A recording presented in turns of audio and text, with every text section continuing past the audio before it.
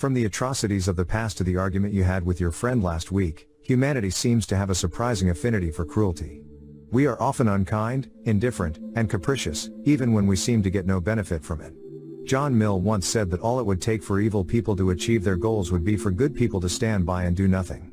The idea behind this is that often, when a great moral disaster occurs, only a small minority of the population is actually committing the atrocity, but it is almost always passively enabled by the majority who refuse to do anything about it. Tolstoy suggests that most of us have a pretty clear notion of what is right and what is wrong most of the time. This is because we do not spend our time on complex philosophical or ethical cases, but simply live our lives guided by a common sense of morality. Although I am not sure if this is true, if it were, it would not be a great disadvantage to demons. According to Screwtape, the experienced demon in the novel The Screwtape Letters by C.S. Lewis, one of the most revealing explorations of everyday evil is found in this work. In this novel, the author describes the advice of a demon to divert a man from God and goodness, gradually leading him toward vice and cruelty. In the novel, Screwtape is charged with turning the patient away from virtue and God. He says that although demons may not be able to convince a human being that a particular moral argument is almost certainly wrong, they will be able to show that it is somehow irrelevant. In any case, we are often attracted to ideas for their usefulness or dignity rather than for having a rational reason to believe in them. So Screwtape advises Wormwood to plant the idea in his victim's mind that concerns about God's morality or ethics are not real, that they are too abstract to have practical meaning. Screwtape says that under no circumstances should the patient be allowed to think about what is right or wrong. Instead, he should remain completely focused on the practical, on what is right in front of him at that moment. If he ends up thinking about some ethical or theological issue, Wormwood should try to distract him immediately by returning his mind to what he is going to eat for lunch or to the immediate concerns of business meetings that morning. The idea is to promote a general sense of apathy toward anything related to values. The human being can say he has principles, but these are actually so disconnected from his actions that it is as if the thinking behind them does not exist. Many of Screwtape's other machinations are to ensure that the human never becomes too attached to an ethical position. In effect, he becomes a kind of moral nihilist, though without consciously adopting that stance. It is not necessary to convince him to abandon his moral values. Instead, distract his mind from them again and again, especially when a practical difficulty arises in holding firm to them. The reasoning here is quite simple. The more concerns about what is right or wrong recede, the easier it is for other things to take their place. According to Screwtape, this is a pretty easy task because we're not really that keen on strict value systems from the start. I find this point really interesting because sometimes it definitely applies to me. Like most people, I enjoy thinking of myself as someone who is relatively principled and who generally speaking wants to be as kind as possible, but I can remember numerous occasions where I have been much less kind than I could have been, just because of how I was feeling at the time. Although Lewis is mainly talking about how we can forget our relationship with God because of the concerns of the material world, I believe it has a much broader application. Many times, we even unconsciously allow ourselves to think that the values we hold are not entirely real or are merely theoretical, a luxury that we can abandon when we adjust again to how things really are. People who don't believe in God may not fear the fires of hell, but if they violate their own values too many times, their conscience can torture them more than they thought possible. As we transform into something we no longer recognize, the internal torment becomes overwhelming. Despite the emphasis that Christianity generally places on human free will and the ultimate sovereignty of the soul, Lewis spends much time in the play talking about the importance of a person's social circle and environment in capturing their mind and condemning it to hell. One of the first lines of the novel is Screwtape expressing approval of the patient spending time with his materialistic friend. Then the demons ensure that the patient associates with a group of high society thinkers, people who consider themselves sophisticated, and the man understandably wants to impress his new friends. He begins to repeat what they say, and when they encourage a position that he finds morally abhorrent, he simply nods or qualifies his position by showing his agreement without saying it outright.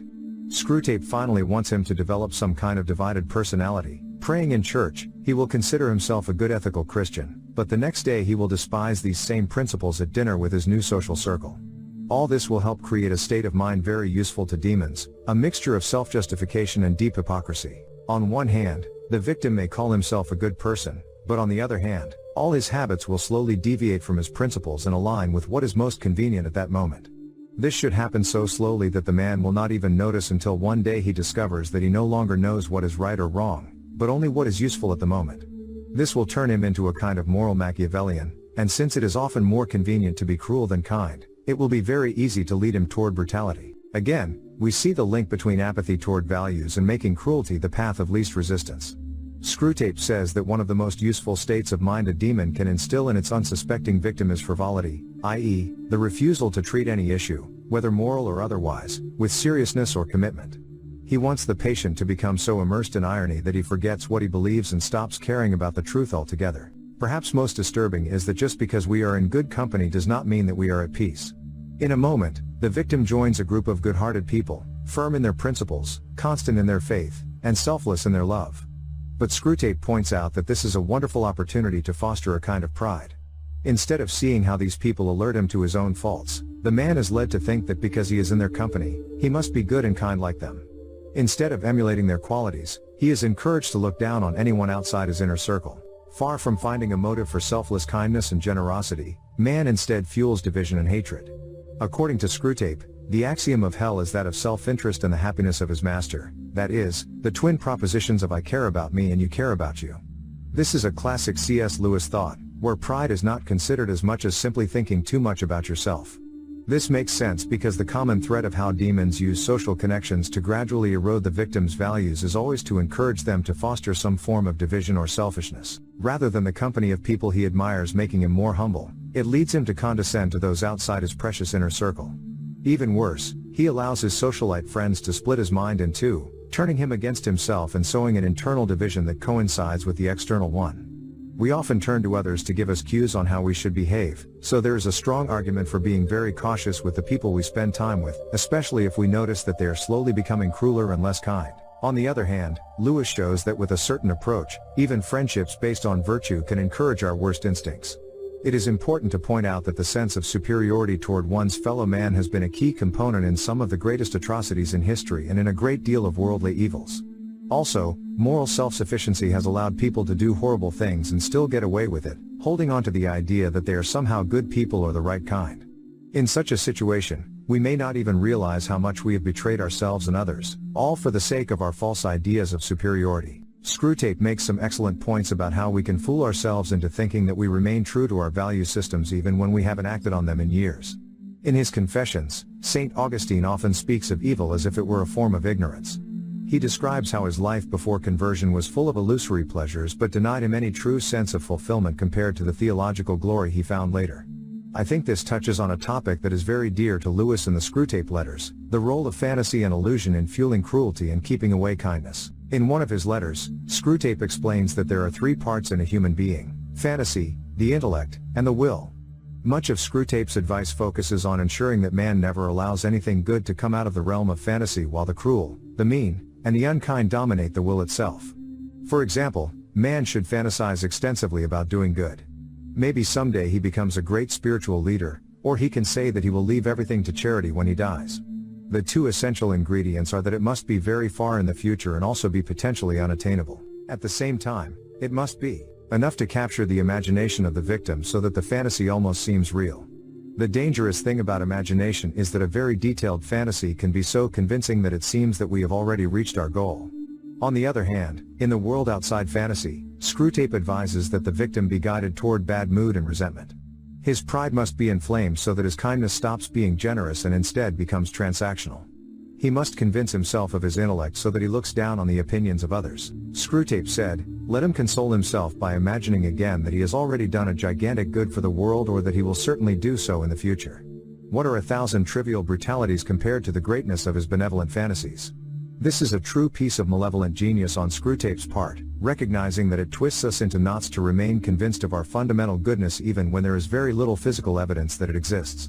What he wants is for us to imagine that we are kind deep down, even when we are cruel to those around us. This vision places the ideas of good and evil so far outside the scope of our everyday life that it almost makes them theoretical. We lose sight of the ancient Greek idea that our virtues are carried out in essence, and so we do not notice our persistent worldly horror. This is a great match for demons because fantasies discourage the victim from reflecting on their life and realizing what they are doing. Instead, they use their intellect to rationalize when they are cruel and their fantasies to imagine when they are kind. According to Screwtape, if they ever have a moment of epiphany, most people tend to go straight from moral self-sufficiency to despair. They have believed they were good people for so long, and upon discovering that this is not true, they could go to the opposite extreme. Like Satan in Milton's Paradise Lost, they will decide that it is better to reign in hell than to serve in heaven, and they begin to think that they are too lost to change their ways. Then they will have nothing left but to embrace their own cruelty. This idea from Lewis is revolutionary because many philosophical studies on evil focus on great atrocities. For example, Sigmund Freud investigated how internal conflicts and repressed desires can lead to destructive behaviors, and Albert Camus wondered how the absurdity and lack of meaning in life can lead people to adopt nihilistic philosophies or desperate behaviors. But Lewis is not so much concerned with this as with a more recognizable and everyday evil, the kind of cruelty that any of us has the opportunity to carry out. In a fascinating passage, Screwtape emphasizes that he does not care whether someone is condemned to hell for impressive sins or for a multitude of small evils, since in the end, everyone ends up in the same place. With this, Lewis reminds us of something we often try to forget: our little cruelties are as real as the monsters that pave the path of history. So I think it might be worth asking ourselves, are we really as good as we think we are, or have we allowed our goodness to become something much more theoretical than practical while our wills indulge in small evils every day? Despite everything, the last letter that Screwtape writes to Wormwood is full of anger and resentment. He rebukes Wormwood for letting the mind of their victim slip through their fingers, as he has now fallen under the protection of God, and nothing they can do will be able to reach him. This is the point that Lewis wants to emphasize, the idea that it is through the grace of God people are saved and able to resist temptation. But despite this, it offers a rich field of reflection for those of us who may be non-believers. The first message that Lewis effectively argues is that it is never too late to be saved, or in secular terms, to change our course. It may be painful to come to the realization of our everyday evils, but at the same time, this is the first step in changing them. While C.S. Lewis emphasizes the harm of ordinary malevolence by placing the discussion in the realm of eternal demons and hell, he also raises the stakes of everyday goodness. The man now under the protection of God has not performed any of those great acts that he was encouraged to fantasize about. He is simply trying to embody a type of common goodness by praying for his daily bread and the strength to remain good over the next few hours. It has become a fantastic mix of normality and holiness. Where he once reflected all those little cruelties we encounter in everyday life, he is now instead a representation of ordinary kindness, the person who gives you their used subway pass or the stranger who stops to ask if you are okay on the street. Just as the road to hell is a series of little sins, the road to heaven is painted as a collection of humble virtues. I think this is an immensely encouraging note for Lewis to end on and is the perfect counterpoint to the earlier discussion about the impact of ordinary evil. But we cannot deny that God plays a very important role in the way everyday goodness is explained here. The above forces us to ask ourselves the following question: what does it take to resist the call of darkness, to stand firm in the face of the situational forces that push us toward the monstrous? The answer lies in personal responsibility. This brings us to the uncomfortable truth that Lewis emphasizes: we all carry within us the seeds of both good and evil. We are living contradictions, capable of heroic acts and depths of cruelty. The choice between these two extremes is not something that happens once, it is a constant struggle, a daily battle. Lewis calls us to recognize this duality within ourselves, to understand that the potential for evil is not only in some distant land or in some monster, but within each of us. To understand this duality, to accept that you have the capacity for good and evil, you become, in the words of Carl Jung, more able to direct your actions and make decisions that are aligned with your nature. This awareness not only makes you a better person, it makes you a more conscious one, ready to act with intention instead of being swept away by situational forces. It is crucial to understand that the line between good and evil is not just a philosophical concept, it is a practical and everyday reality. But here is the detail: knowing and understanding this means that you have a power that many do not have. You are not just another face in the world blindly following orders or succumbing to the pressures of your environment. You are aware of the factors that can lead you down a dark path, and with that awareness comes responsibility. Being aware of these forces gives you the tools to resist, because in the end it is not just about avoiding evil, but actively choosing good. But we must understand this: the choice between good and evil is not a large singular event, it is a series of small, everyday decisions. Each time you stand up for what is right, each time you resist the pressure of the multitude and choose to see the humanity in others, you are resisting the forces that seek to turn you into something you are not. It is not easy, it is not always clear, but it is necessary. Clearly, the author does not intend this to be easy. Throughout the letters, there are examples where the man fools himself into thinking he is being loving when in fact all he desires is possession or raising his own pride. For Lewis, developing genuine and constant concern for others is a long and arduous task, but one we would do well to work towards. If you are religious, this could be for the rewards in a future life, but if you are not, it could be simply to encourage kindness, calm, and serenity in this world. To finish, William Golding, British novelist known mainly for his work Lord of the Flies and winner of the Nobel Prize in Literature in 1983 in recognition of his contribution to literary creation and his exploration of human nature, wrote the following: "The true monsters are in the mind of man, not in nature."